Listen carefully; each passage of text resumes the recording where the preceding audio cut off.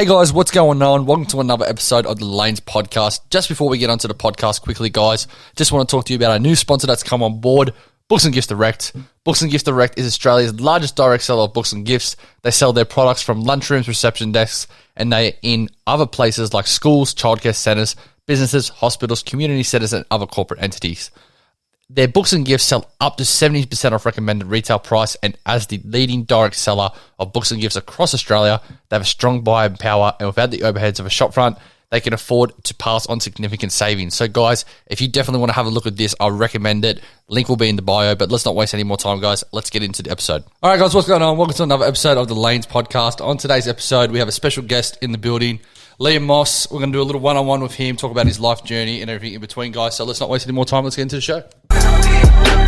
Welcome to another episode of the Lanes podcast.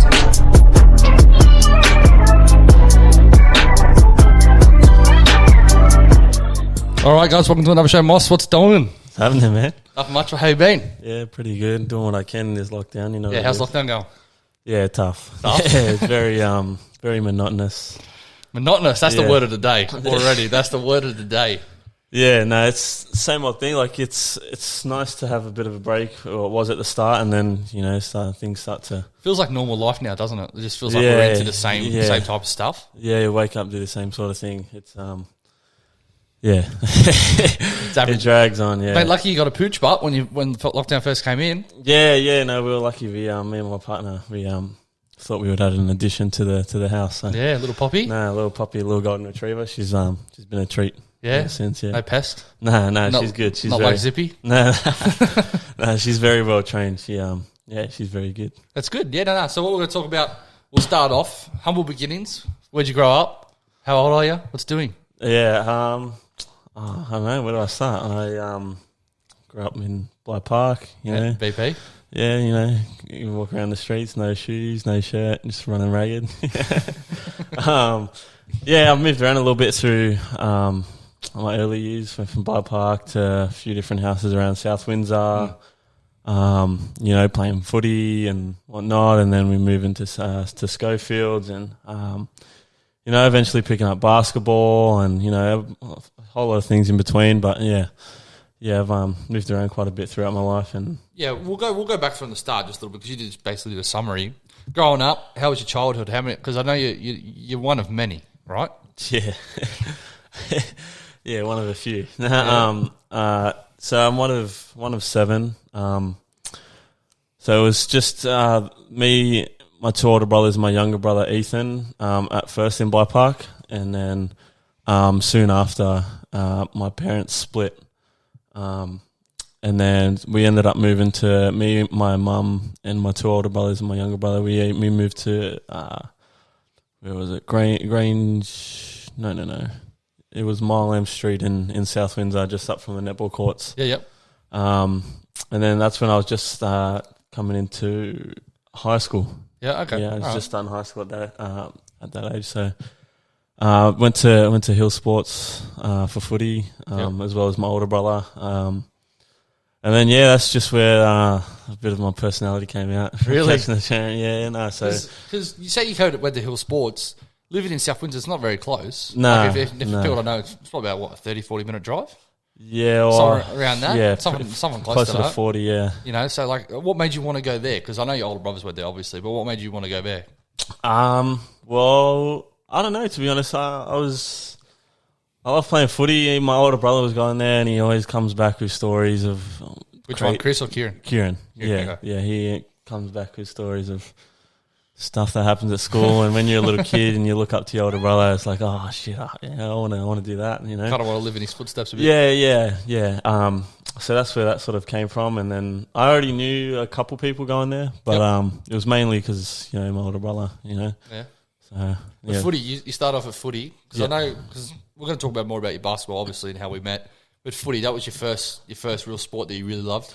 Yeah, so early on, my first ever sport was soccer. I feel like that sort of helped me. That's like everyone, really. Yeah, that's right. My dad's from England, so he put me into soccer. United fan, right? Yeah, United fan. Obviously, it has to be the best team. He's from Manchester, so. Oh, really? Yeah. yeah, so that sort of helped me with, when my brothers actually convinced me to play footy, helped me with like footwork and things like that. And then, so footy, I started in under 10s, I think it was. Yep, okay. Under 10s, played for the Windsor Wolves, nothing too exciting. Played fullback, half, wing, played all over the place. Yeah. What was your favourite position? It depended on the team, to be honest. Yeah, okay. So you had If you had a bunch of bustards, who would you want to play? Because you'd probably... If I had a bunch of bustards, I'd probably prefer to play in the halves. Yeah, okay. So you could control everything. Yeah, exactly. So you're the captain of leading the bullshit around. Yeah. But what would be your actual preference? So for club, it would probably be fullback. Yep. For school, I probably preferred playing on the wing more. Okay. What was a better level, you reckon? Because going to Hill Sports, it's a sports school. School is definitely the better level. Okay, all right. That's interesting because usually you could have, it depends on, because like I went to a school that had no real sport. The school sport was kiddies compared to normal sport. You know what I mean? So it's different. Like some of those school sports, you have all people from different areas, playing at one place. Because it's all scholarship, right? Isn't it? Or you had to get selected to go. You either get selected. Originally, you either had to get selected. Yep. And then they started doing trials, and I trialed for the school, and then eventually made it. So okay. Yeah. So, but no, school was definitely the better ground for the competition.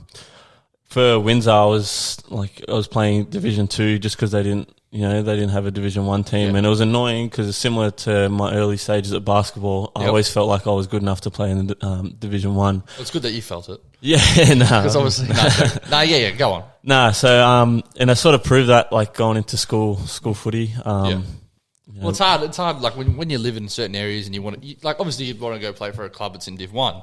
But you don't really have a say in that. Like it's your parents. Yeah, your parents exactly. want you to go there. So like it's like with everything. When you're that age, you have to do basically what you're told. Yeah, like really. Yeah, and especially living, 4 boys living with a single mum. That's not earning the best income as well. And you're not the priority. You know what I mean? Like at the end of the day, like she has to look after all 4, not just one. Yeah, I'm sure if you were the priority, she'd let you play anywhere you wanted. Yeah, and being the middle child is no. So you sort of just you were sort of the pest of the litter.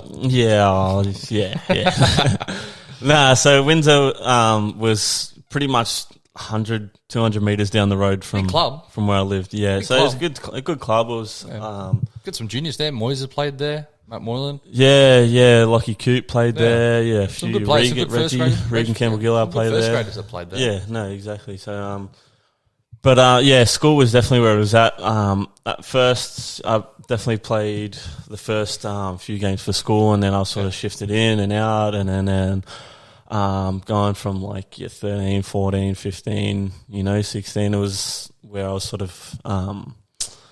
of definitely consistently being in the team. So I was pretty happy with that. And then versing other teams like, Westfields and Patrician Brothers, Blacktown. What's the biggest rivalry you had, Patrician Brothers? It would probably be Westfields, just because we didn't really verse Paddies until it got to a further stage in the, you know what I mean? So it would probably definitely be more Westfields, because we versed them much more often. So, but whenever we versed Paddies, it was always like a Para versus Penrith sort of. Yeah. What were you guys, Para, Penrith?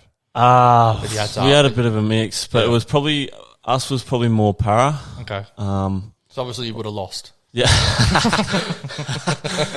But it was a bit of a mix. So both teams were a bit of a mix. I ended up playing development sort of stuff and Harold Matts with some of the Paddy's boys and Westfields boys and things like that.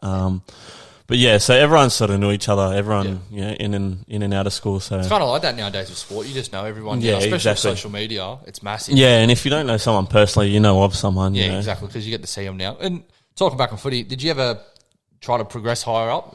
Because I know you played a little bit of rep type footy. What'd you actually play in rep footy? Yeah, so I played development pretty much every year since I played. Okay, so what's development for people that don't know? Development is just your reps. Okay. They don't have to call it a name for it or anything. You just because we'll talk more about basketball. It's very different reps to basketball to footy. Yeah, exactly. But it's just you get selected. You don't really try out anything. You just get selected and you go. You train. You play a couple games, and that's really it. And so I played that, and then up until Harold Matts, and then I ended up I don't know. I was a bit conflicted. I was sort of growing into my own sort of shell. And then I sort of, because my brother was playing, 20s, and I'm not sure if he was playing New South Wales Cup at that time, but he was playing 20s. Because he was quite a good player. Yeah, he was a good fullback. He, he won a few awards and been on a championship team. So I was sort of grown into my own shell and sort of hate being told or thinking, I was only making teams because of my brother, or I didn't really like the idea of following in his footsteps or in his shadow. At the time, that's what I was thinking. And that would be hard, because especially it'd be like that with any sport. Like your younger brother now, I don't know if he feels it, but he'd definitely have it's definitely that type of vibe now we got with basketball. Because you're a pretty decent player. He's coming into his own. He had to choose at a young age what he wanted to play, and I think because you were around Hills more often and you got to see him more, that's probably why he did it. But it's kind of like that type of vibe, right? Yeah, similar. I try not to put pressure on him, obviously, but there's always going to be that self-thought or self-doubt, you know what I mean? So and that's just natural. That comes with it. Yeah, exactly. But so from there I was just sort of played a couple games from then, and then I was sort of... Did you enjoy it? Yeah, I love footy. It was good, I don't know, sort of a bit of an outlet, going home, doing the same sort of thing, helping mum out, busting your ass sort of thing. Yeah.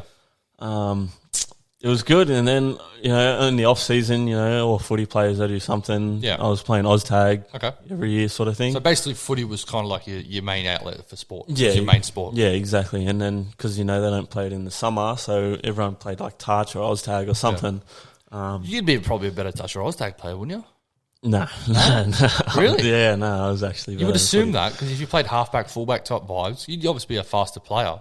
Yeah. Be able to move, but not really? Yeah, I don't know. I just sort of never quite, got a grasp. But yeah, I was doing it more for fun, so I wasn't really... Probably because you're not putting as much effort into it. Yeah. You probably wouldn't exactly. be ready to go into it as much. And that probably makes more sense the more I talk about it. Yeah. But yeah, that's good. And then when was it, prevalent to you that you were like, all right, I like footy, but it's not it? And I know, and Kier's probably had a little bit to do with it, just because you just wanted to be your own person, which is fair. But what made you really like, you know what, I like footy, but maybe there's something might be different for me? Yeah, so like I said, I was playing development Harold Matts, and like I said, I had that sort of self-thought, I didn't want to be in my brother's shadow sort of thing. And also because I was talking about like giving up footy. And what age were you at this time? 15 and a half. She was 15. Yeah. I think, 15 and a half, 16. Yep. And then I was, talking to my brother and my mum, and I was thinking about giving it up. They're like, no, like putting a lot of pressure. So, like you're making the team every year, you're doing good. Like, why would you want to? I was and it would be hard, from a different perspective, thinking you're making all these teams, you're doing the right thing, and you're getting there, and you've seen there's a pathway with your brother that you could follow, and he could give you cheats. But at the end of the day, if you don't like doing it, you don't like doing it. Right? Yeah, and it was hard to explain because you don't want to say that to your brother. I don't want to be in your shadow. You just shut the fuck up. You know what exactly. I mean? But no. So that summer, we didn't have an OzTag team. So one of my mates that I played footy with, he said, I normally play basketball in the summer. Yeah. Why don't you come try it out? I'm like fuck it. I was just starting to get into the NBA. Yep. So I was like, yeah, why not? Like, I don't see why not. And before you said you lived, 200-300 metres from the park, from the field? I lived like 200 metres from the footy field, but I was even closer to the basketball court. Yeah, from the hangar. It was like 100 metres. Throw a rock from there. Yeah, literally. So I tried it out for the summer, and then I was playing in high top Converses, but I was naturally like pretty good at it.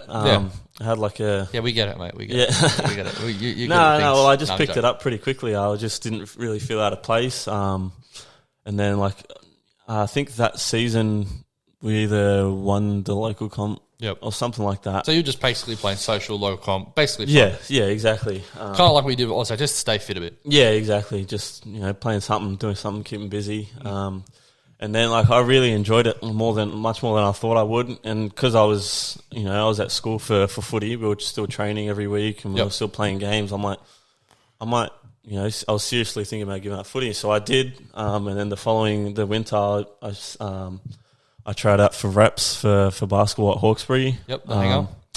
Yeah, and then I was in the under-18s Div 4 team. Div 4, Jesus. And then I ended up playing a little bit of the youth league halfway through the season. That's where we first met. That's where we met. Because I was playing youth league at that time. And I remember you came in and you were wearing this Hill Sports shirt, and we used to have a player on the team called Ruti. And you didn't know as many people, and you obviously gravitated towards him. And I said to Mark, our coach, best coach ever, by far, the best coach ever. He, as you said, the definition of a player's coach. Yeah. 100%. I said, "Oh, who's this guy? Is he playing with us?" He said, "Yeah, he's one of the under-18s kids." And I used to have a friend in that team, Jason Tis Racing Up, and he used to tell me, he said, "Bro, we got this guy that he's unstoppable."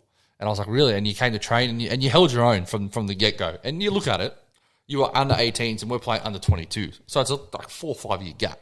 So you held your own. That's where we first became mates. Well, I wouldn't even say we were mates, to be quite honest. Yeah, we were teammates, but we weren't like close mates at all, because I was still in school, you were in school too, but we were mates. But we had mutual friends in the team, like obviously. Yeah. But I was new to the club. You were kind of new to the club too, so I didn't know anyone. I came from a whim.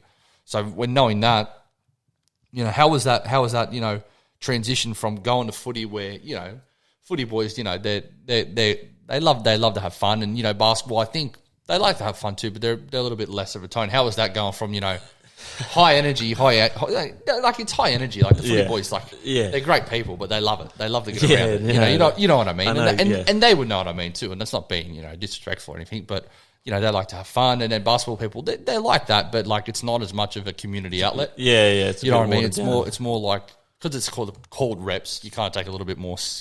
When I say serious, you kind of take it more serious. But I'm sure footy boys should take it serious. Yeah, obviously you would, but it's just a different type of vibe, right? Yeah. So how was that going from like footy to playing basketball? Yeah, so I don't know. I think through like school and like playing footy, like I was saying, I was developing my sort of own personality, and I was the school smart ass, sort of thing. It's funny because you're a naturally quiet guy. Yeah, it's weird. But yeah, like I think that sort of the whole footy culture environment helped me sort of transition into like a new sport, new team, and get along with guys straight away, sort of thing. I don't know.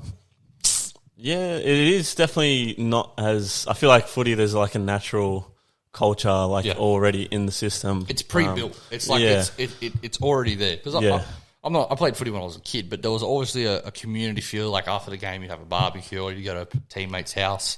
Like basketball's similar, but it's not the same. It's just not the same. Yeah, you know what I mean. Yeah, no. Footy's definitely can get pretty wild with the boys. There's that many like boys on the team, and we have at least 17 players. Yeah, at least. Exactly. Basketball we have 10, 12 max probably. Yeah, exactly. So it's much different. Yeah, and I feel like, I don't know, footy's a little bit more intimate, as like you're always, you're tackling, you're always training, you're always close to each other, you're always, you're always in each other's business. So yeah. And you would have had a lot of mates that would have went to school, probably playing that exactly. too. Yeah, exactly. So I feel like there's always a bit more of a tight-knit group between footy players. Absolutely. Not saying, So, but no, basketball was also like an awesome outlet as well. Like I felt like I fit in straight away, and that's what I stuck with in the end. So how'd you go in your 18s? What happened that season? Yeah, it was horrible. No, well, I was just starting to figure out basketball. I was just because the crazy thing was, it's your first season and you're basically the man on that team from the get go, right? Yeah. Because I'm not going to say I watched a lot of your games, because you played on Sundays and then us youth league we played on Saturdays. Yeah. But I remember talking to Jason. You were basically from the get go your first season, but you're basically the key player. Yeah. How was that? Yeah, it was good. It was up and down. Like we were losing, but it sort of gave me the confidence to sort of lead a team, and sort of because we were losing a lot, it sort of helped build that competitiveness. Yeah, absolutely. That I have today. So it was good, and because being the man and then joining the youth league team halfway through, it was sort of, you kind of went from knocked the top, me down a peg, top dog to the bottom dog straight away. Like obviously, and like that probably would have been at the end of the day the best thing for you. Yeah, coming back from that, because if you're the man in every situation, if you don't know how to, and then you go to a higher level basketball you're playing, you don't know anything else. Yeah. And it's going to be harder for you to go into that position. So going from youth league, once the 18 season stopped, you basically became a full-time player. Mm-hmm. What was the biggest difference from 18s to youth league? Probably just the pace, the structure. Yep. 18s was just a bit all over the place, like it was just, especially at tip 4, I was like, far out. Looking back on it, but I never didn't know what a zone was. I didn't, I was just sort of trying to put the ball in the basket. But as you get to youth league, you start to figure out, and get taught, the structure and, well, at least Hawkesbury anyway. I think it starts earlier at other clubs, but but no, it was good. It was good at teaching me more structure and just a different fundamentals to the game that sort of improves your game to another level, and especially because I was much younger. Yeah. You sort of accelerated 16, 16 years old, 17 years old? Yeah, so my first year I was 15 and a half 15, when I started, and then, 16 years old. So And that I want to go back to the structure. With footy, there would be, because you're playing at a rep level, there would be a lot of structure, there would be a certain amount of structure there, obviously. Yeah, of course. Did that help you in going from basketball where you had to realise basketball structure too? Because the best clubs in basketball have a decent structure or a good system at least. Going from footy where you knew a structure, was it easy to pick up, even though basketball's a different sport? Yeah, so at first it was like, because I was playing local comp and then 18s, it was super free-flowing and, but that didn't really help me at all. And then when playing youth league, it added more structure and I've sort of picked it up pretty quickly. I was used to remembering plays. I was pretty good at that. And I feel like it did sort of help. I don't know, it felt weird because in footy I was never the leader of any team, or not any team, but most teams that I played for. But it's definitely, I don't know, it just sort of built me to be the player I was and then find my voice sort of thing. Yeah, absolutely. And you have to, because position you would have been, but you were basically a guard, but because you were a little bit smaller, you'd had to play point guard, especially in youth league, right? So if you don't know what point guard is, point guard's basically the leader. It's basically the halfback equivalent, right? Yeah. So you got to basically do everything. You got to call a play. You basically have to tell them where to go, this and that. You're basically the orchestrator. Yeah. Right. So how was that going? Telling 19, 20-year-olds that are in uni, have full-time jobs, telling them what to do at 15. What was that like? Because some of our players, look, they're good blokes, but they'll tell you how it is straight to your face. Like Corey, Jack, Gillies, they'll tell you to get fucked straight away. Hamo. They'll tell you to get fucked straight away. Yeah, no. What was that like? It was the first year. I wasn't really like that because I was just sort of. I think BMAC. I think having BMAC there, that was the biggest positive for you. Yeah, because as we said, BMAC was players coach. He just knew how to get along with players and get into a player's head. He just knew what every player needed at that time. Yeah, exactly. And because I was younger and, he sort of was the voice for me sort of thing. Because he used to say, look, Mossy's fucking young, he boys. But he used to say it to everyone. Yeah. And then he said to all the boys, he said, look, if you don't want him to come, we won't come. But we all wanted you to come because we just knew that you were basically the next, I wouldn't say the big thing at Hawkesbury, but you were basically the next big junior that we had that could make something. So having you come in there, I think that was the best thing for you. But yeah, going back, how was it like telling those the older boys what to do and stuff? Yeah, no, it was. I thought it was going to be uncomfortable. Yeah. But I feel like I had enough respect from training and that, so they sort of respected where I was coming from and that I could play a little bit. So I don't think they minded too much at all, especially if I was, telling them the right thing to do most of the time. So absolutely, and telling them what and things. You actually read the game. Because you're more of a scorer, right? People wouldn't think you can read the game as well, but you actually read the game better than what people assume. So going from, sometimes if they're in a zone, but if they're in a 2-3 or a 3-2, you can tell what better play is for a 3-2 compared to a 2-3. Yep. And I think they realised that straight away. And back when I wouldn't have been able to do that my first year, right? But you were able to just pick it up. So I think when those boys saw that, the respect, it just came naturally, right? And then when B-Mac was there, he wouldn't have picked you up for no fucking reason, right? Obviously, Mac doesn't just pick up scrubs. So he just... He said that on multiple occasions. He said that on multiple occasions. He probably told Hamo about just every session we had. So he wouldn't have done that by far. But, we go into that season and, we make the top 6. I think it's the first time Hawkesbury's history we ever made top 6 in youth league, right? Yeah. It'd have to have been. Yeah, no, it was the furthest any senior team or youth league team was gone. Because I know state league they have... Leon coaching. They made the 6-2, so it was basically like the first time ever we had a youth and state league team at the first time. And if you don't know anything about Hawke, it's not a big club at all. It's not a very big club. It's a pretty small club, basically a family-run club. So I think for them, having us, at that level was kind of different. And so we move on to our second year. What was that like? Because new coach, but the way I looked at it, you basically got the keys to the car from the get-go. Yeah. You were named captain at, quad bottom age? Yeah. What was that like leading the boys from one season? What was that like? Yeah, so coming off the bench the first year and being able to have like a bit of an impact straight away, I sort of... You're kind of like an instant offense, kind of like a Lou Wood, J.R. Smith. You can just go get a bucket straight away. Yeah, so it sort of gave me like a boost of confidence. And then in the off-season, like I was just getting better and better because I was just in the basketball stadium. Yeah, because at that time, this is your main sport now. This is your passion. Yeah, right? Yeah, exactly. So like in like days off or holidays, I was probably at the stadium for like 8 hours a day. So I was like really like confident in what I could do. So straight away, like from pre-season, I tried to prove a point and then sort of generated from there. So I think I didn't have a problem from that second year. I was sort of confident in what I could do. So I felt like it was sort of, our best bet if I led the way sort of thing. And I think as a player on that team, I know I could definitely see it that you took the right steps and the right amount to be the best player. But being captain at that age, what was that like when you had players when you're the youngest player on the team? Yeah. What was that like but you're the key player? What was that like? Was it easier than you expected because you were like the main piece in our team? Yeah, definitely. I'd say that for sure. And having a coach like Ev, He was. I think he was the best coach for you in that sense, where he just let you be you. Yeah, so he was a big part of that. He's pretty much gave me the ultimate green light, pretty much. So that's where I feel like my confidence in scoring and things like that sort of really took off. He never really pushed the gas pedal, the brake pedal on me. Yeah, he just let you go. Yeah, he just let me go, and then he just gave us guidance along the way. So that that sort of added to the confidence, and I just went from there. Yeah, and now you're in that year where you kind of you feel more comfortable now, because you would have felt comfortable coming in that first year, but you're more comfortable now that you've played a year and you know a bit about the club, picking up mates along the way. We had a couple guys from Penrith come in, Brett and Conrad. Yeah. What that team culture, what was that like? Because I thought it was a lot of fun. As a player, I thought it was a lot of fun, and we were a pretty tight, close group. Even though we didn't win a lot, what was that culture like?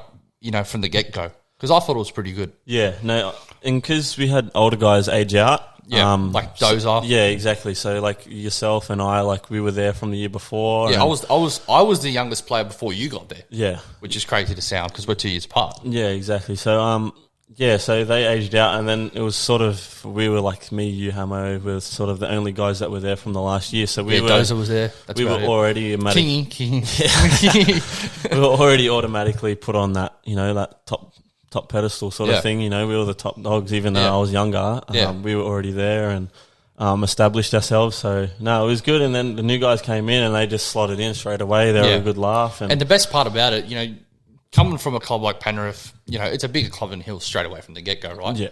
But they didn't have any ego. They came in and they just wanted to play. They wanted to be a team player. And I think that was the best thing for us because Ev brought in Brett, Conrad, Millsy came in the halfway through the season, but Brett and Conrad were kind of like the two main pieces, but they were actually main focal points in our team. Yeah. And I think Brett was the one guy that came in that I saw that was like, fuck, he can actually play. Yeah. And it actually helped us because if we didn't have him, we would have been kind of fucked because it just would have been you and Dozer. Yeah. And that year I was I could have been a bit overconfident at times. Yeah. So, I would sort of just take the whole team and... But when you say, but like in saying that, Ev kind of wanted you to do that. Yeah. You know what I mean? So, like, as a player, if he says, go, of course you're going to go. Yeah. And as a kid, you don't know any different. If someone tells you to do something and you want to do it, of course you're going to do it. Yeah, exactly. But I think having Brett there, he was the only guy I had ever seen beat you one-on-one in like when we sometimes played King of the Court after trainings. He was the only guy I've had seen you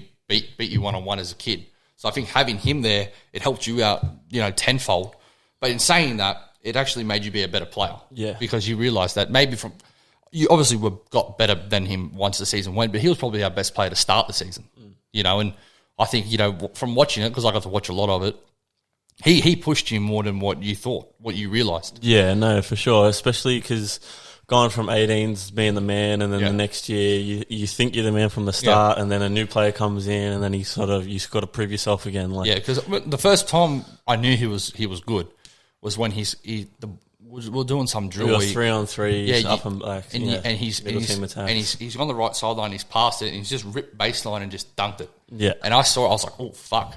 I was like, all right, we might have a player here. And then our assistant Garland, God love him, he looked at Ev, he's like, I think he's a good player. I was like, you reckon, Garland? So having him, he was grouse. Yeah. But now going back to that culture, what was the best part about the culture? Because we seem like, you look at it, you got me coming from, a different club in Hills. Those boys come from Penrith. You guys come from Hawkesbury. What was that culture like? Because we're all basically from different places. Like, I don't live in the Hawkesbury area. I used to travel to come to, 20 minutes, but I used to travel to come. What was the culture like? Yeah, no, it was good. Like, I feel like we only had one person that year that was going to age out the following year. So we were all relatively young. So it was just Dozer. Yeah, that's right. So we were all relatively young. So we all just sort of clicked straight away. We were all into the same sort of things. I think coming from a footy background, like, I would always want to do something after trainings and. I think that's just sort of, it sort of resonated with other teammates. So we all just sort of hung out more, and then it sort of built that culture, which sort of helped the team more in the long run. So because I brought Jay along with me after my first season, and me and Jay were really close. And then because Conrad and Brett came from different clubs, and we were basically pretty new, we kind of got closer too. And then once you moved to Schofield, was it the second year or the third year?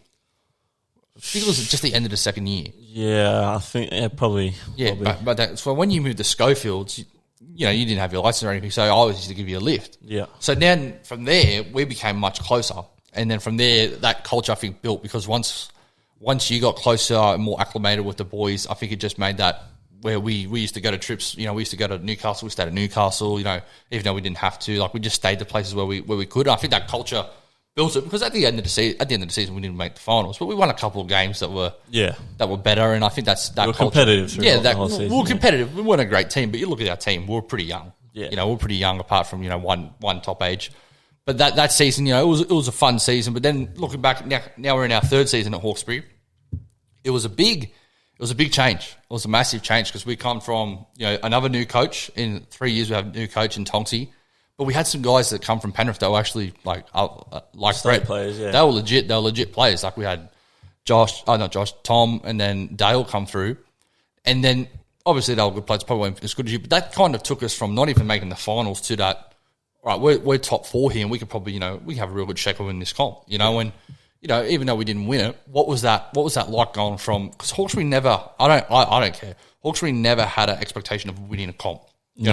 Making the finals to us was not even making the top six, top four. Making the finals. Fuck, let's throw a party. You know what I mean? So going from that, where we can actually have a run at this. What was that like? And you obviously being the captain again, what was that pressure like? Because I know you did a lot of things within the Hawkesbury community. Yeah. What was that pressure like for you growing up and basically being the poster boy of Hawkesbury?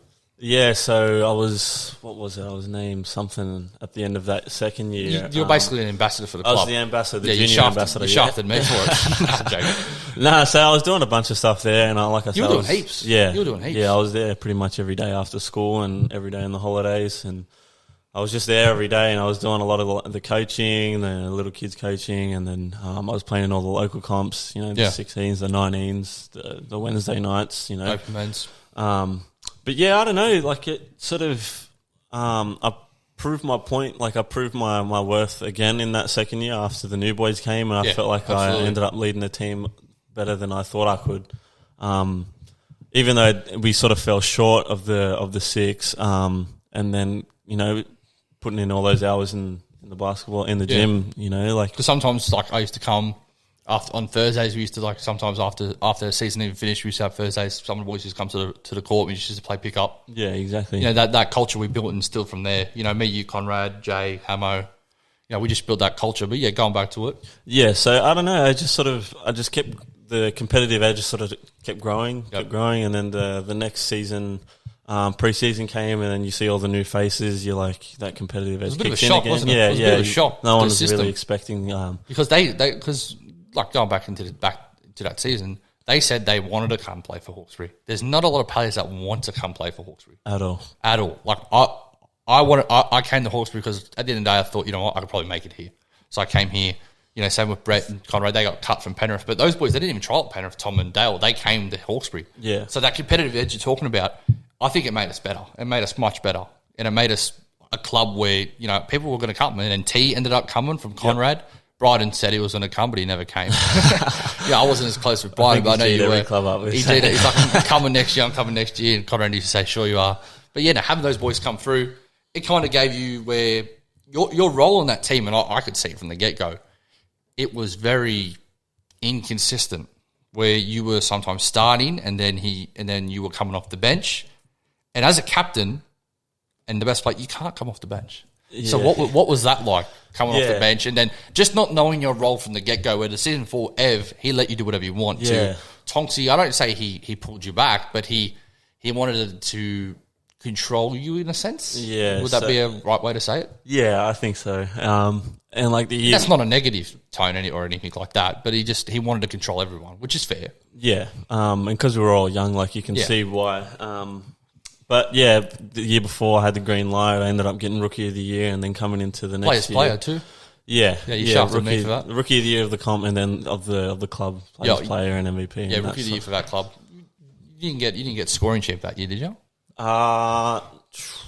Shucks, I don't even know. I think I was always in the top. You were in the top 5 at least. Yeah, I think it might be in the next year after. Anyway, go on. And then going into the next season and sort of having a bit of a seatbelt, sort of, you know, being pulled back a little bit. What was that like? Yeah, it sucked. It was a bit of a blow to the ego, no. Because I remember the first game we played a trial game at Springwood, and he's gone, all right, I don't know who we started off the top of my head, but I know it was T, Tommy, Dale, Hamo, and someone else. And I've looked at you, I said, have fun with this one. And you've come off the bench, and we ended up smashing. It was probably for a reason, but you come off that bench, it was just crazy. It was crazy because you were the best player in our team by far. Yeah. No, it sucked. Like, honestly, I was like, fuck, you know, like, I just had a big ego pretty much. Yeah. It was just sort of accumulating, and it sort of like knocked me back a peg. I'm like, all right, you sit on the bench. Like, I'm always going to support my teammates. Yeah.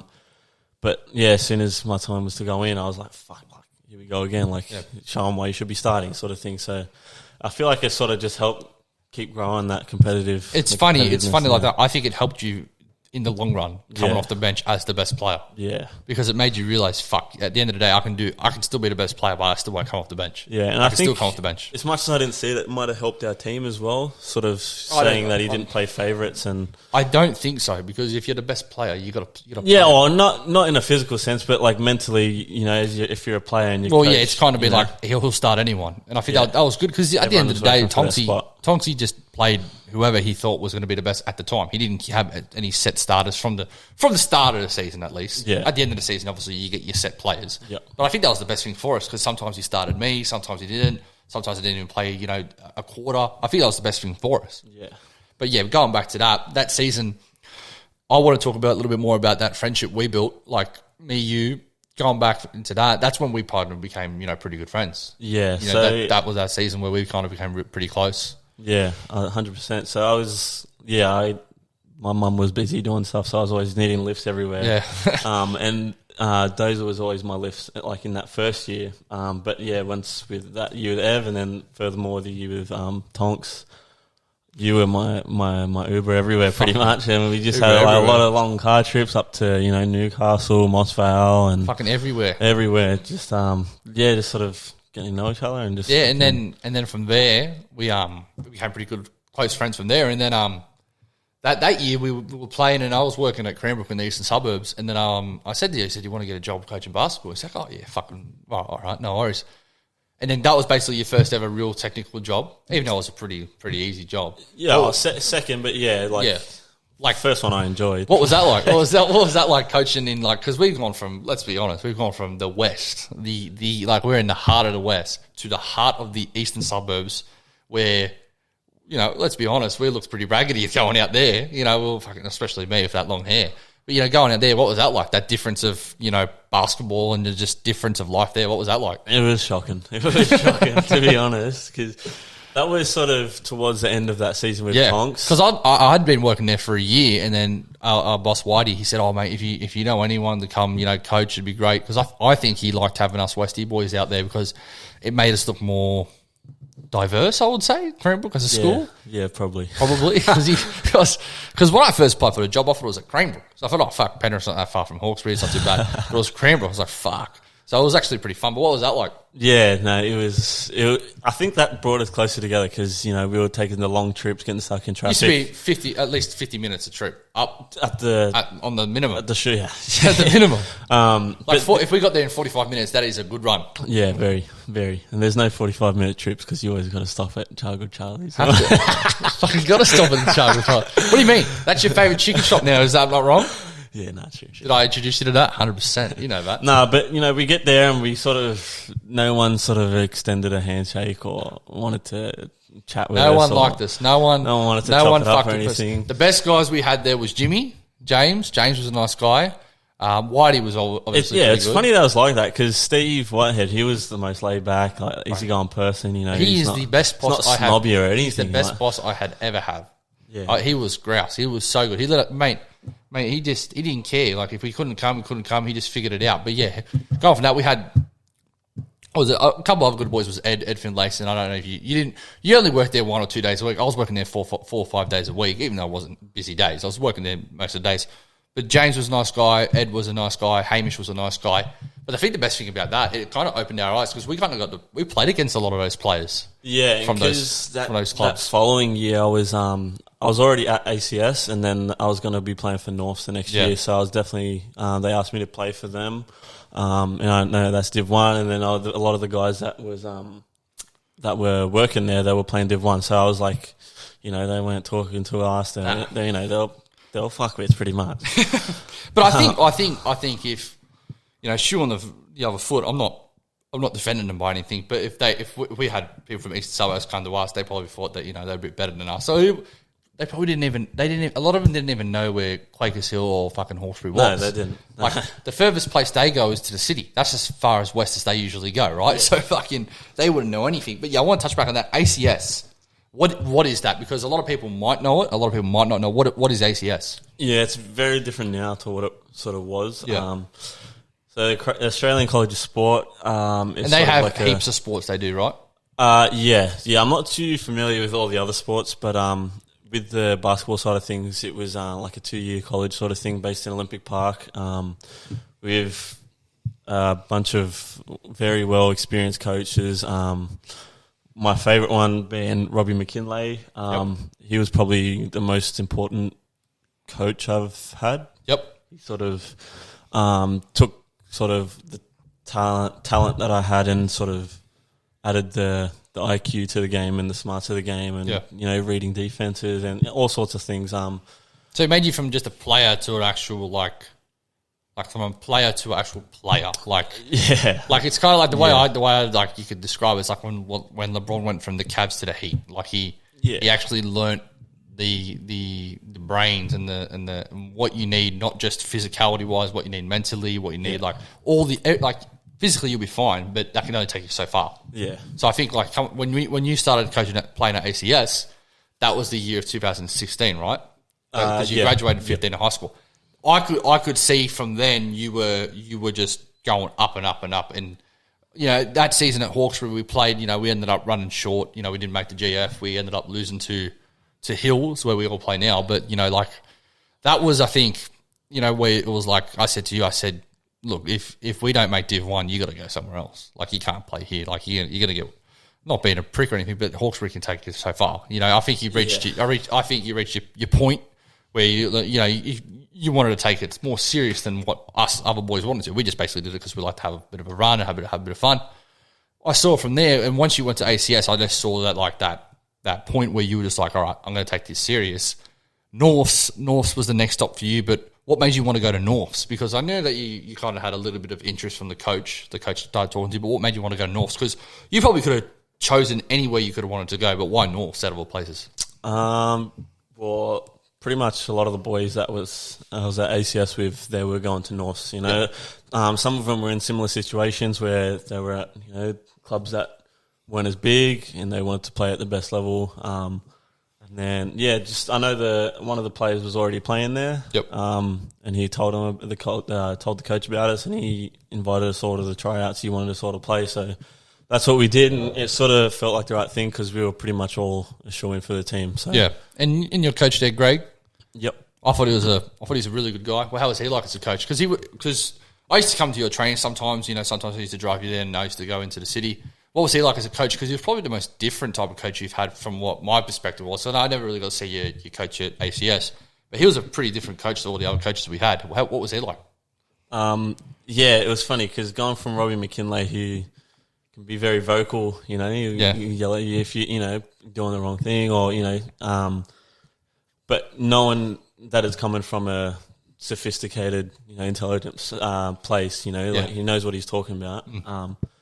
Where I feel like Greg, he was top 10 bloke, off the court. Yeah, he was a great guy. I feel like he was very, very confusing as a coach. He'd yell and scream at you to do something, and then if you didn't do it, he'd yell and scream at you. If you did do it and you missed, he'd yell and scream at you. So it was hard. It was I feel like a lot of us on the team, it sort of affected like your confidence in your own ability sort of thing. You sort of second guess what you do. Because you guys started fast.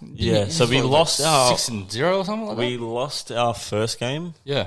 That was against Central Coast, and they, I think, just won or something like that. Yeah, okay. They would have, 2016, because we were there the final season, the season before, and they won the comp. Yeah, so I think they just won, and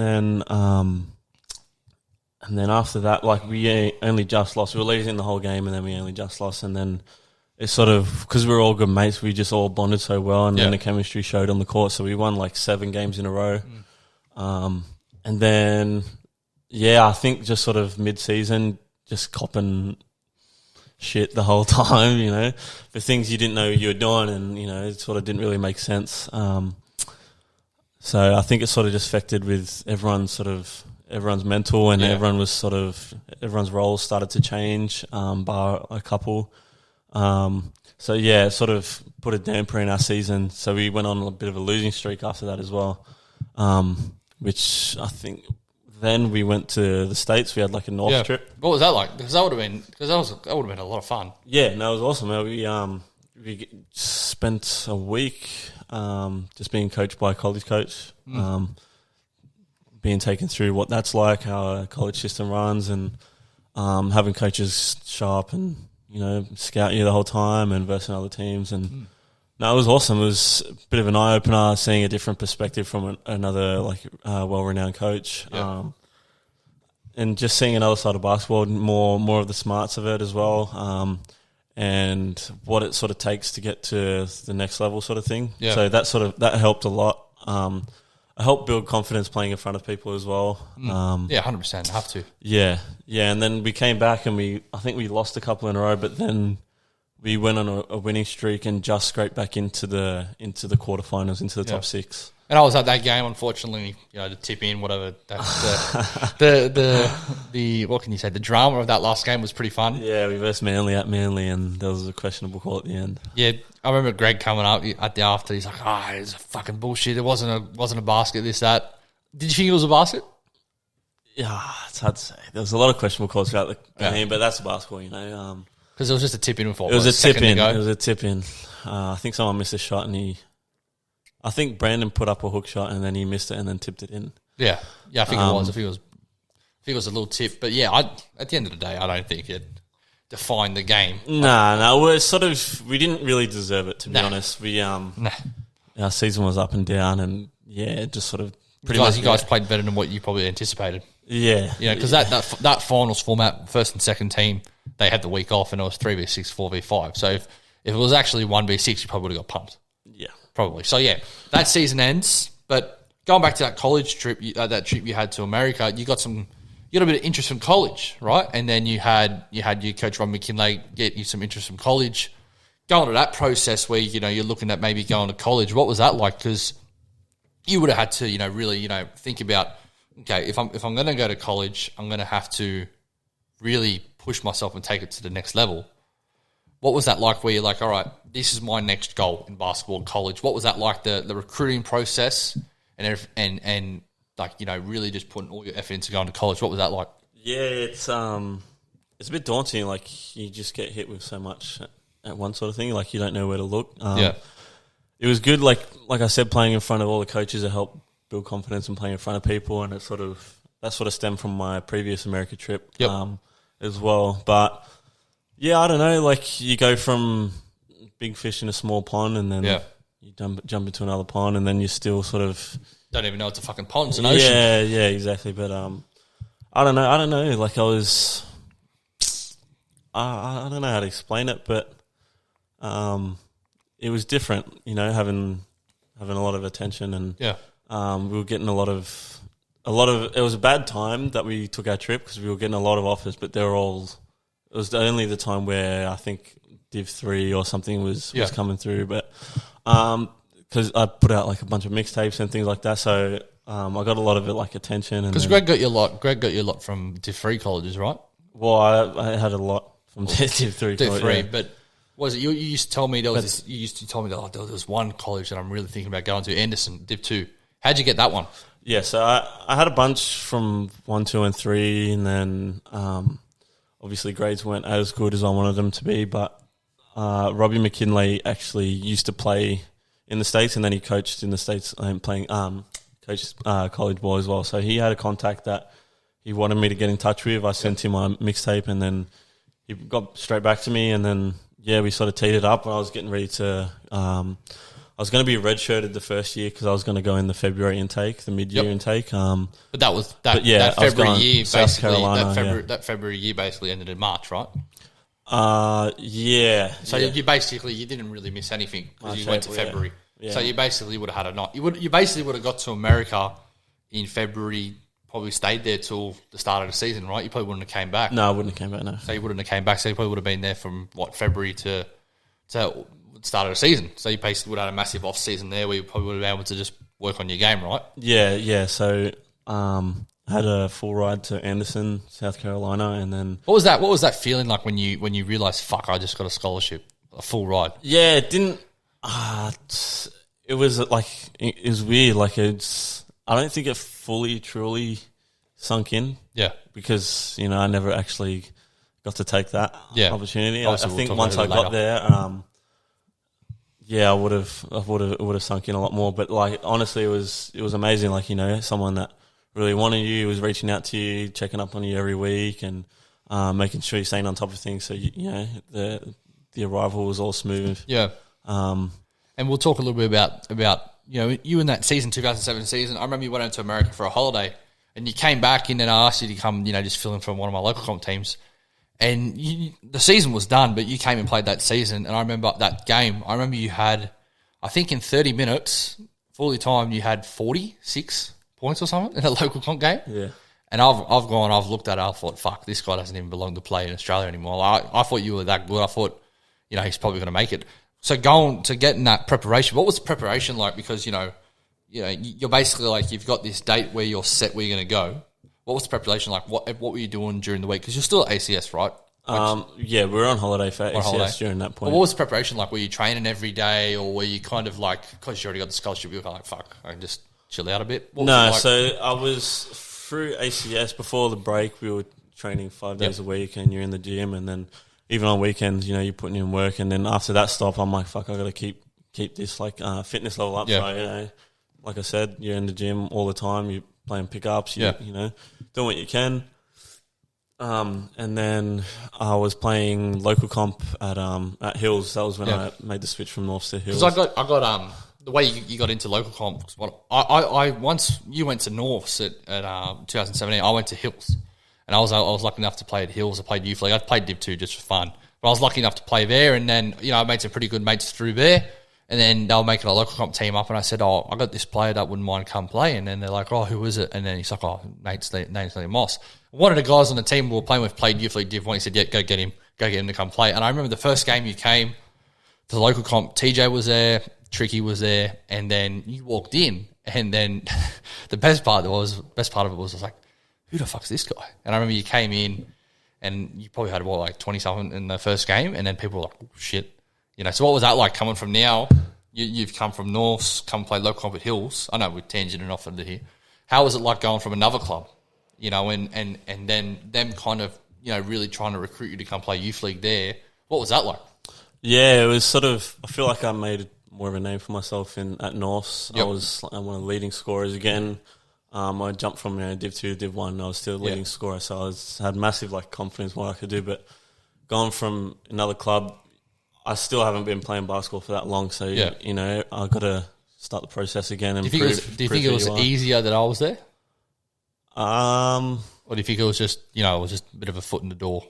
Because I didn't get you in any team, but at least you knew someone from there. Yeah. It just made it more comfortable. And you knew people from there, obviously playing against them. But like I think, you know, us being good friends then and still now, like that probably helped you, because I kind of like introduced to some of the players that were there and some people. Originally I hated Hills, so did I. Yeah. I hated Hills. We hated Hills together. We hated it. Yeah, but you being there sort of made it more comfortable being able to move, because it was a lot closer and you know, it was much easier. Much easier.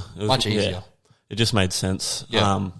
But yeah, so that season, I was playing local comp before going to college, and I was having like a few good games. Like I was putting up big numbers. The 40 piece you had against Falafels, that was the biggest one you had.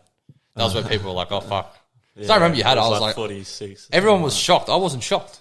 I was like, this is what he does. Yeah. This is what he does. He's a scorer. Granted, they only had 4 players, but still put up 46 is pretty good. Yeah, but there was a bunch of other games, just, you know, like 30s. Yeah, and mate, like 20s. Probably, I think you're a top point scorer in that, and that was a really good competition too. That was basically a rep level competition. Yeah, it's all the rep players from. You know, our team was probably the worst team, but we still had like rep players throughout the team. Yeah, exactly. You know, look at it. We had Tyrrell back in the day when Tyrrell was still a baby. You know, so we had some decent players. Like now that he's playing champ and stuff, but you know, we had some decent players back then. But yeah, going into that.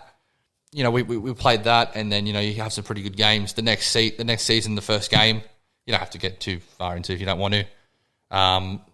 You know, that game, what was that feeling like when you're playing the game, you feel you're going all right, and then flick of a switch, it just goes to shit. Yeah. You know, what was that like? Yeah, it was sucked. It was and just tell what happens. Yeah, so we were versing Falafels. We were getting blown out. And then it was like the last minute 30 of the game. I think they wanted to sub you off, and you're like, no, I don't want to come off. Yeah, you know, you just... That pride you have, you don't want to come off. But, stayed in the game, like a minute 30 left. Someone throws a full court pass down the sideline. I jump in front of one of the boys to like keep it in. Jumped up pretty high. As I landed on one leg, it sort of, my knee buckled in and out. And I can still picture it. I can still see it. Yeah, and you could tell straight away just because like everyone was like, oh, yeah, you know, like. And the worst part was it was the first game back, so like you go from that big Christmas break where, you know, you just don't train as much as you normally do. You know, you usually enjoy the period, and that was probably the biggest factor, just because you go from 6 days a week to maybe none for a week or two, and then you go back into it. Yeah. That's a massive difference. Yeah, big difference. A massive difference. So yeah, you get that. What was that first feeling when you had it? You were like, did you think it was like an ACL tear, or did you think it was just something? At first, I thought it was, and then it sort of healed up a bit, and I was starting to walk properly, and then at first it just seemed like MCL. Yep. And that only takes 8 weeks. Because you first got diagnosed with just an MCL, right? Yeah, torn MCL. Fucking idiots. And but then I ended up getting an MRI, and then it sort of showed everything, and I ended up rupturing my ACL, tore my MCL off the bone, and then tore my meniscus as well. So what was that feeling you get? You're like, fuck. It's just... So you're obviously out for a year. What was the hardest part about it? Was the hardest part realising you can't play for a season, or you have to tell your college coach that you've just done your ACL? Yeah, it was definitely telling the coach. I was like, it was a few weeks out before I was meant to fly out, and then just having like, I remember when I read the letter, like the report that I did it all, I just started crying. All I could think about was the scholarship, and I think it took me a day or two to like get onto the computer and email him, because I was just like nervous. I didn't know what would happen. Like I didn't have any idea of the college system. I remember you messaged me because you said, "Oh, it's an MCL." I'm like, "Oh fuck, at least it's 4 to 6 weeks." They said, and you were going over there. You weren't going to play anyway, so you could recover there. I remember you messaged me. I was actually up at a tournament at Central Coast. He said, "Hey, bro, I have torn my LCL, but I've also done my ACL." And I was like, "Oh fuck." So that feeling, that it was basically like the hardest way to say it. Your college was done within one game. Yeah. So the hardest part, obviously, messaging your coach. What did he say? Nothing. That was the worst part. I wrote up a big email. I was saying, I've been keeping in shape, and unfortunately, I've done my ACL. I wanted to thank you for the opportunity. If you're still willing to have me, I'd love to, be there for when I recover. And yeah, I just never heard back from him, and that was it, pretty much. Did that kind of open your eye on just at the end of the day, you're a spoke in the wheel. If that spoke breaks, it's going to get replaced. Yeah. It's going to get replaced no matter how cutthroat it is. Did that kind of introduce you to the fact we're fuck? At the end of the day, I'm just a player. There's probably thousands, hundreds of thousands of players that want to be in the position I am. Yeah. Did that kind of give you a distaste of, maybe you don't want to go play college? Because I know you were kind of and ahhing a bit of you were saying, do I go back to college? Do I try? I said, look, if you want to do it, do it. I definitely think you can give a chance. But, you're probably at, 19, 20 at that time? I was 19. So turning 20, right? So I think I was just 19, yeah. I can't remember. I think I was 19. 19. They kind of stopped looking after 20 years old for players, right?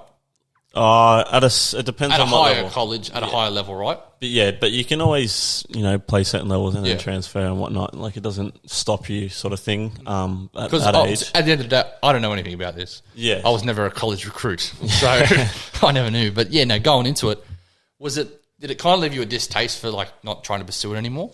Not really. I think what I wanted to do was just get back as soon as I could. Get back to the level I was playing.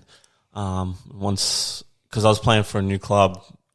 I missed a whole year with Hills. But you were still training with him a little bit? I was still, at the end of the year, I was training with him a little bit. And then, the next year, I had to sort of prove my point to them that I could play in that team and sort of be that top guy as well. So that's what I wanted to do first. I wanted to get back into shape, get back to the level, and then try have a crack at college again in that August, that next August. Intake. Yeah, so that's what I did, and then by that time I was already in a relationship with Tay, and things are going really well. We've been together for a little while since, I think, 2016. Yeah. So basically 2 years at that time? Yeah, and it was getting pretty serious. So, after this season with Hills, I had a really good season. I was just sort of, I don't know, I just sort of didn't want to leave what I had here. I'm I might pursue another path. Yeah. It didn't make me want to stop playing competitively. I just wanted to, I don't know, maybe I don't want to go back through the college system, start at a lower grade and then try to transfer. All the way up. Because it would have been, look, at the end of the day, I still think you were you were definitely a college talent, right? And you probably still are. And we'll talk a little bit more about, upcoming things within sport. But I think for you, that the fact that you had Tay, I think if you didn't have Taylor, you probably would have given it more of a crack. But I think because, you had a really strong relationship there and you still do to this day, I think it showed you that there's just more to life than basketball. And I think that's a big thing for athletes. They might hit it at certain ages and certain times, but I think for you kind of hit that young. And I think at the end of the day, it might have been the best thing for you because, now you've got that strong relationship. Now you've realised that you can have a balance with everything. Would that be a fair accusation? Fair saying? Yeah. So I don't regret any of it, to be honest. I'm more than happy. I got something. Everything happens for a reason. So absolutely. I was more than happy to pursue that relationship with Tay, and it sort of worked out. It has worked out. We're still together to this day. We have a house, we have a puppy. So we're kicking goals. So everything sort of happens for a reason. And if I didn't do that, if I didn't stay here, then I wouldn't have fell into barbering as well. So we'll talk about that. It's a great segue. Barbering, your next passion, because I remember you when you did your ACL. You kind of you didn't really want to do any type of study, right? So I didn't. What were you going to do studying wise at Anderson? Did you know what you were going to do? The easiest thing possible. So you want to do what? I think it's Bachelor of Arts, they say, isn't it? Yeah, or sports management or something like that. So just something that I could pass, so I could just keep playing basketball. So you didn't really care about that part in general. You just wanted to keep playing. Yep. So you're at this part, 2018 now, where you can't play sport, but then you can't just sit around and do nothing. I know you said you went for a lot of jobs, but what made you want to do barbering and think about even doing barbering? Because I know you sometimes cut my hair, this and that, but it was basically just a little bit of fun. What made you turn it in from a hobby to where, maybe I can make something from this. Maybe it might be a career I'm pursuing. What made you want to do barbering in a sense? Yeah, so just the year I was injured, I was bedridden for a little bit after the surgery. Yeah, because I used to come over to your house and then you would just sit down and do nothing. It was the best. It was the best. You used to watch TV. It was fucking awesome. Yeah, I just sort of got bored, started watching YouTube videos, barbering videos popped up, and I'm like, oh, this is mad. I'll buy a cheap pair of clippers, and that's when I started cutting your hair. And then you used to come over. How long does it roughly now take you to cut someone's hair? Like, say you cut my hair, like what I used to get, like a fade. Do a skin fade. Depends on the person, but I can get it from 20 to 30 minutes. How long did it used to take you to do it when you first started? It took me about 2 hours. You used to sit there. I used to be like, come on, when is this over, man? Yeah. But going back into it, barbering. Yeah, so I was cutting your hair, cutting my brother's hair, and then I'm like, fuck, I'm not going to the States, so I have to get a job. And I'm like, fuck, I'm already doing this. Because you would have been, how many jobs did you said you were applying for like 20, 30 a day? Yeah, no, you were applying for like just anything you can get your hands on. It sucked because I'd only worked at IGA for a little bit, and then you worked at basketball. It's not a bad look, but it's not a great resume. So so I just sort of thought, fuck it, I might as well apply to a bunch of barbershops and applied for Tommy Guns, and they got back to me within 20 minutes, and from then on I've been there for I don't know, nearly three years, and I think that was the best thing for you getting that job, especially with that torn ACL that you couldn't play sport.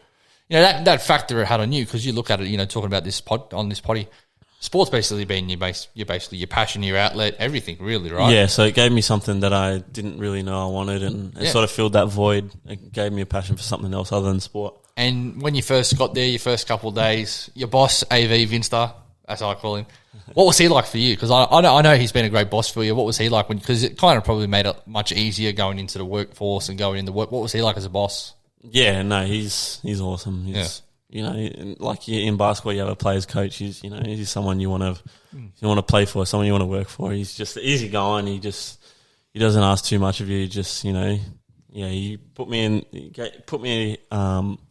gave me the right steps to follow to sort of be the barbarian. Because you didn't have any training, did you? No. When he first picked you up, had nothing, basically fuck all. Learned everything from a YouTube video. So at the end of the day, he's taking a punt on you, right? He's taking a pretty big punt on you. Yeah, pretty much. So for him to do that, him going in there, and then, when I first used to come into the shop, you introduced me to him, and I used to come in, quite regular, probably you say once every 3 weeks, and I used to come in once a week. I could just tell that you and him had a great relationship, a great bond, and he really fucking backed you, but he actually cared about your craft. And I think for that probably made you realise that, fuck yeah, I actually really like barbering. Barbering is something that I can actually do for a long time. And then, you look back at it, you get your promotion as head barber. What was the difference between being a head barber now to just being a normal barber? So I was just I'm in charge of the education and the development of our barbers that we have at the store. So just training barbers up and being in charge of the promotions and make sure our barbers are well across the training for each of those things. So just a bit of guidance for all the other barbers. And when did it take you? How long did it take you to realise that you're because obviously when you start off something you want to be good at it, but you're probably not as good as what you would think, right? How long did it take you to get really proficient and really good at it? Because you're the only person that I'll let cut my hair. I let Yanni cut my hair once when I was belted, but that's never going to happen again. But what made it real? When did you realise that you're getting really good at this?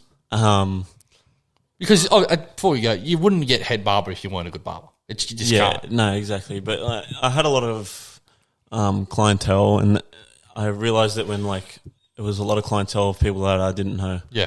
That were coming back, so I was like, people appreciate it. They're not just mates that are coming back and supporting, Because I first came into there to help you out, and then I kept seeing, you used to have I used to come in one time. I used to walk in, right? Yeah. And now I have to call because I just don't know how busy you are. So I used to walk in, and AB said, brother, you're probably going to have to wait another hour or two.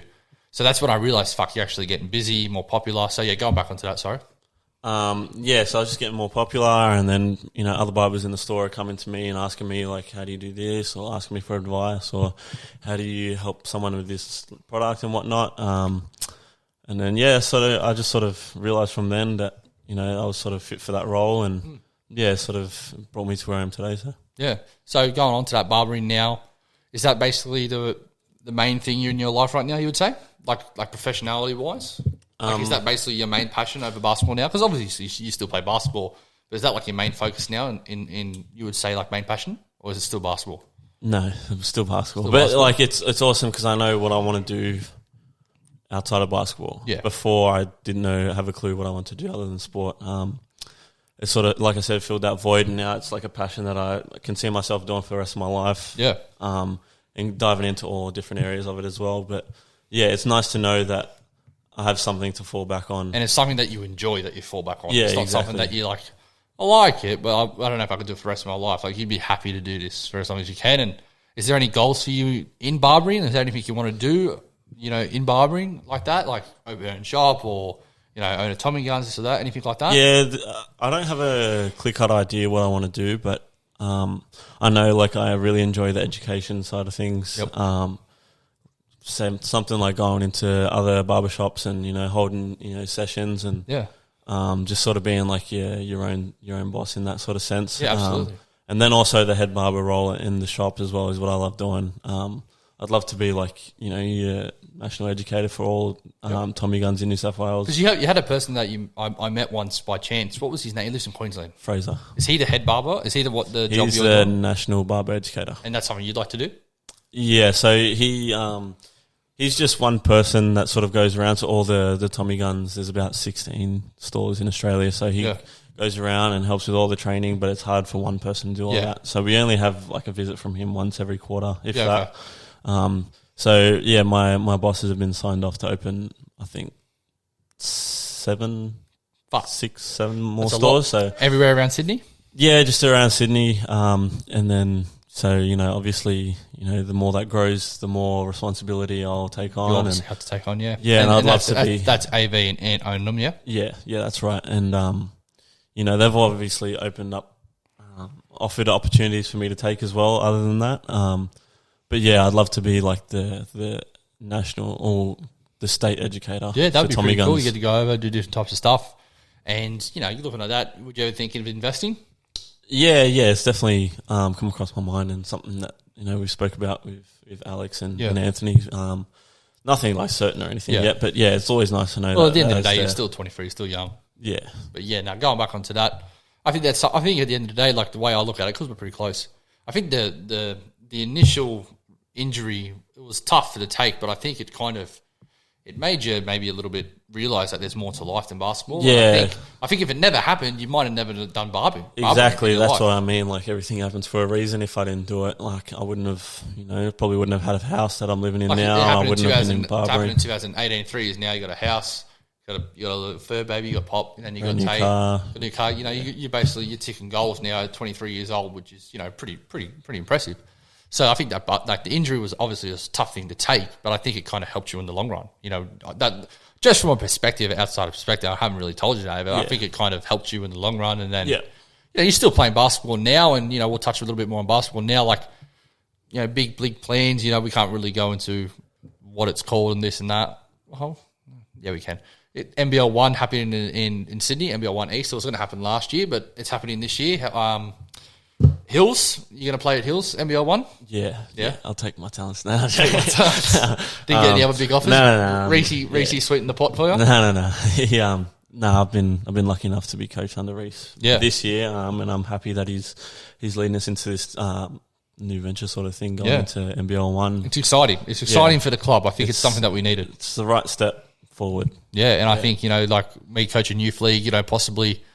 our paths might cross because I'm a coach now. I'm not a player anymore. I'm better as a coach. Can't get up and down the court as much. I will say I did play the same level of you. I have played ABA, ladies and gentlemen. If you don't believe that, Duffy, I know you like to hear that. But now going into that now, NBL 1, it's going to be it's much different. What are your expectations? You think it's going to be a better thing for the Hills and the club because it's going to be a little bit more professional? Yeah, sorry, I'm going to keep going. They're broadcasting games on KO Sports. So maybe there might be a possibility for you to maybe get a little bit of outlook, and you never know.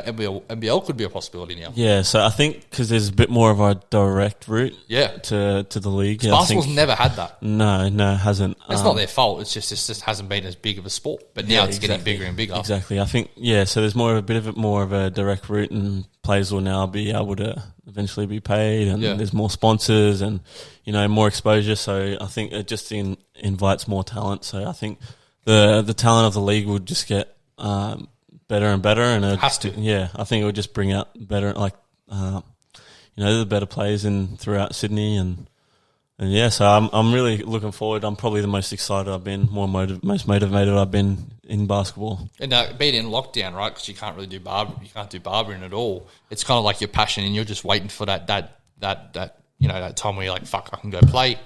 You know, what are you most looking forward to about basketball? Is it just playing, or is it the new sense of professionality that we're getting within Hills and within most clubs now? But Hills, as we know, it's a massive club. It's one of the biggest clubs in New South Wales.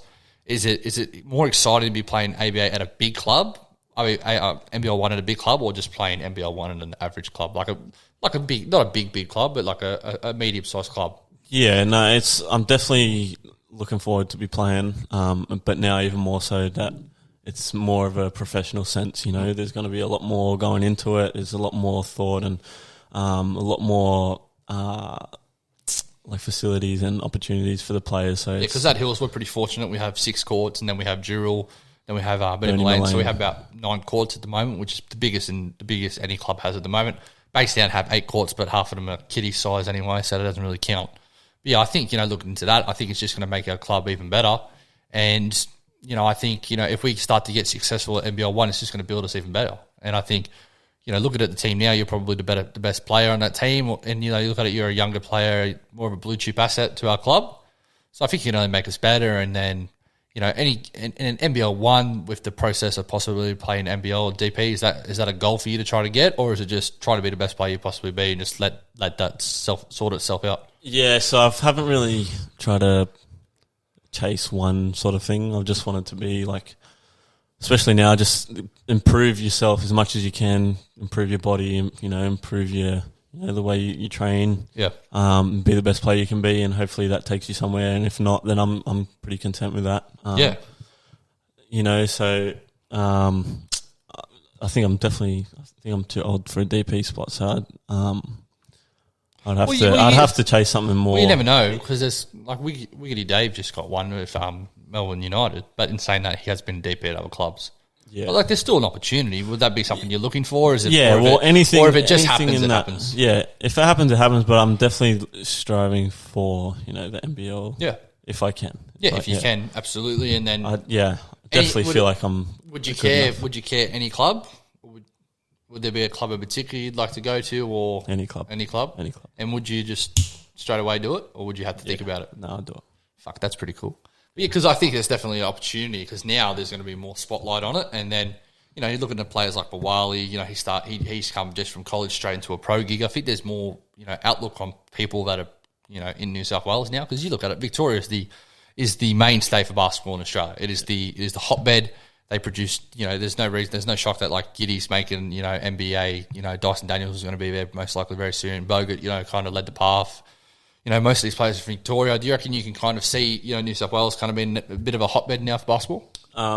Yeah, well, especially, you know, like Mello and that. Yeah. Hampton, you know, playing in the NBL and playing in, you know, Mello playing in Illawarra. So like, that was big, because Illawarra is the smallest club in the NBL. Yeah. And then he went there. Maybe Cairns is pretty small too, but him going there, I think it really put a lot more kids into basketball. And then, you know, especially that pathway juniors, the more people are going to be in there, the more chance there is for people to get better and better. Right? Yes. Yeah. So I think now, like, because a lot of Sydney players play in Melbourne, I think now that we have the NBL 1 and we're starting to establish it won't be a direct as much path, I feel like players will come back. And because ABA this year might have been, because the NBL 1's coming in other places, they can obviously pay their players, right? Yeah. So they're obviously going to take the money and play different clubs. So obviously now that the East is back, NBL 1 East is here, I think it's just going to be even better and better. But in saying that, we're going to end it with a couple of questions, fast 5 questions.